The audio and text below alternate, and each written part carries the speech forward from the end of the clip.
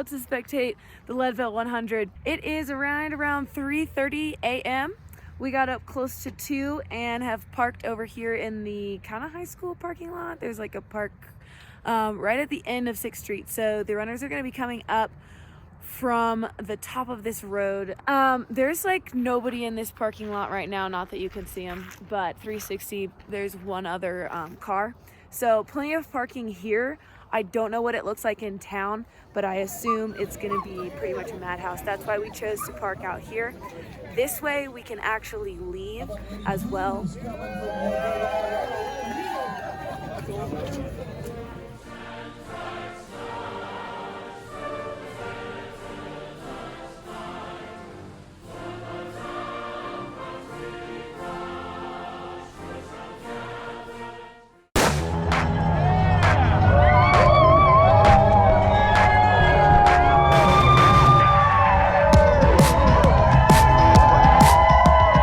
Be aware of time. There were very few announcements, and so when the gun went off, it caught everybody off guard. The start line did end up being very busy. However, parking didn't seem to be much of an issue. I would suggest thinking about the direction you need to exit in for your next stop. That way it makes it quick and easy. Okay, the runners are off to the races, shall we say. And so far, it looked like there was actually quite a bit of parking closer, so it was not probably necessary to park so far away. Should have learned that from Western states, but here we are once again. Around Turquoise Lake is our next stop. They've got about 5 miles in between, so we should be good on time.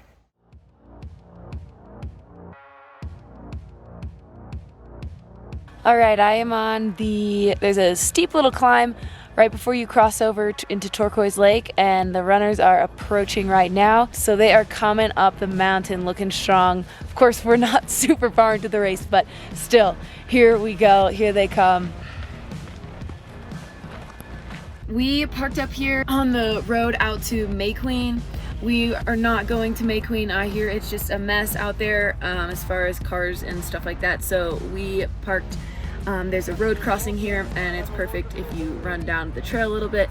You can see lots of runners coming through. We made it really just in the nick of time, maybe 10 minutes to spare. So if you're spectating, this is a good spot that's a little less crowded than others to watch the runners come through. There's a pull-off, and actually there's 2 porta potties right here. So really, it's a pretty good gig.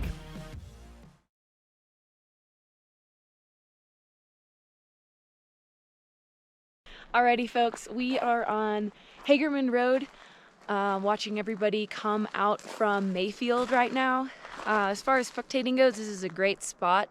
You can see Mayfield from here, small in the distance, and you can see all the runners running around Turquoise Lake with their headlamps. It's a pretty neat sight, and you're not in the mayhem of Mayfield, May Queen.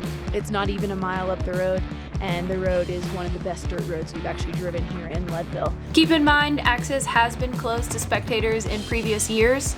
Double check that. It is a dirt road. This year it was nice and easy to get to, but it's not always in prime condition. It can require a high clearance vehicle. This is part of the course, so there's not a lot of parking up here, but a cool, neat spot that we have found.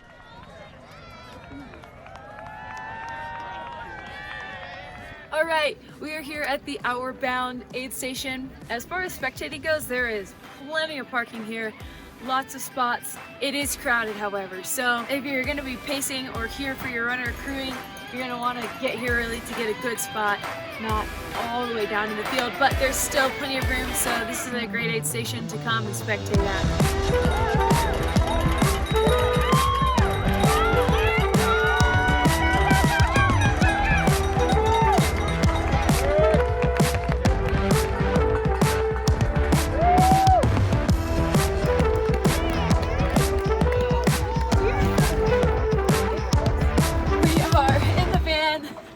Leaving Outward Bound. I am editing like a crazy fool as best as I can so I can get these videos out for everybody. You're welcome. It's real bumpy. This is probably not the best, but this is not technically a road, so I'm fine back here.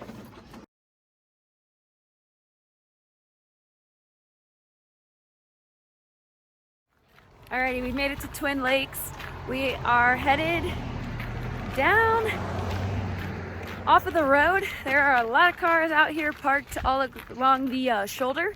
So as far as spectating goes, either get here early or expect to walk in. Twin Lakes is a really small town, so they do not have the infrastructure, the parking, the amenities for all of these people coming in. Keep that in mind. As far as your trash goes, make sure you pack that out as well, and just be kind to the city of Twin Lakes.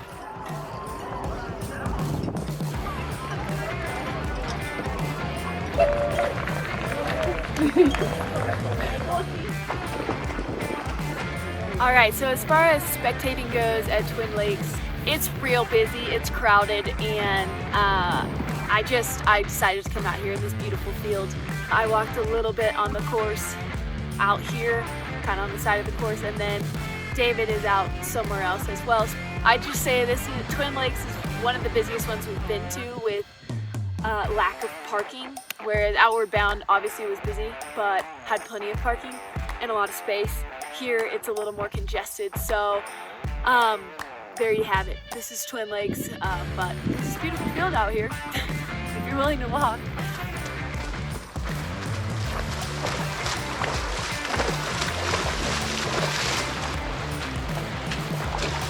Runners are going to be coming through Twin Lakes twice. It's an out and back, up and over Hope Pass. You can spectate at Hope Pass, however, it is a time-intensive journey. It is a long drive down a bad back road to the backside, and some years the backside is actually closed. And then you're going to have to hike up to Hope Pass, or you can go up the front side and hike up that. You will want to stay out of the way of the racers if you're doing this, and it's going to take probably a full day. This year we chose to skip it because we have to sacrifice like 3 or 4 other aid stations.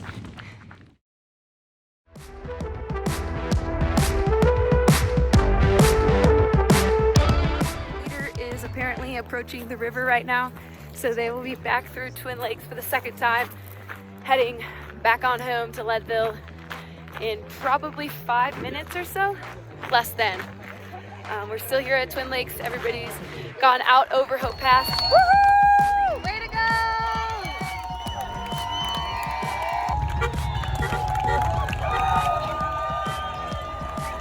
So that storm we saw a brewing, it has arrived. Not in full force, just a drizzle. It's not amazing.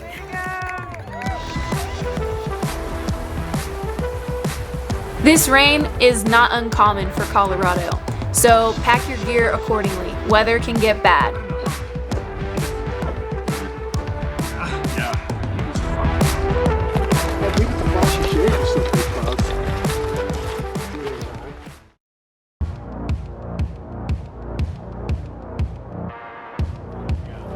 Hey, we are here at Pipeline waiting for the front runners to come through. This is not the most popular place to spectate. There's not a whole lot going on, and at this point runners are pretty spread out. It is a quick transition, so most runners don't linger. However, it is very easy to get to, and since it's not popular, parking is easy to find. So it could be a quick stop.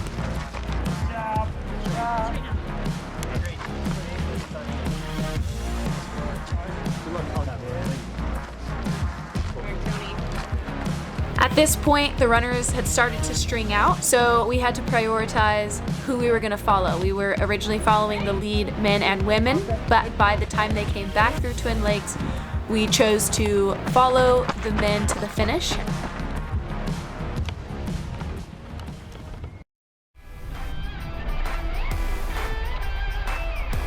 We are about 2 miles from May Queen, right above it, and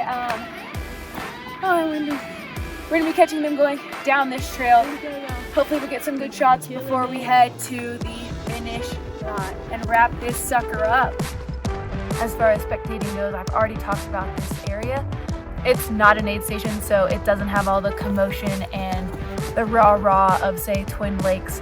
It's a lot more chill and calm, similar to Pipeline, which is also not really an aid station, it's more of just a cruising station. But both of these places are a good place to spectate if you also just want to enjoy the peace and quiet of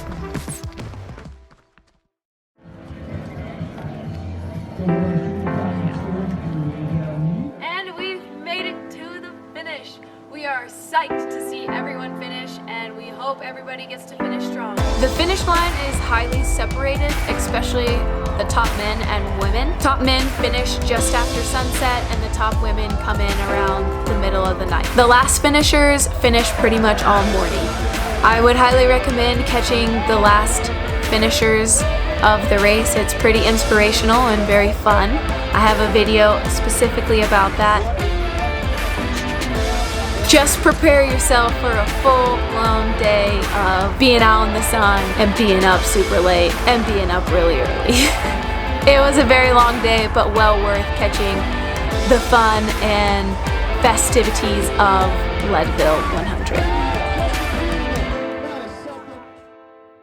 Thank you so much for watching. This was the first year we ever spectated Leadville, so we are by no means veterans. If you are a Leadville veteran and have spectated year after year, please comment down below any other tips that you have on making sure that this is a really fun experience. We had a great time and I can't wait to go back and do it again. Once again, thank you all for watching. Please like and subscribe down below if you enjoyed this video. And until next time, happy trails. Bye!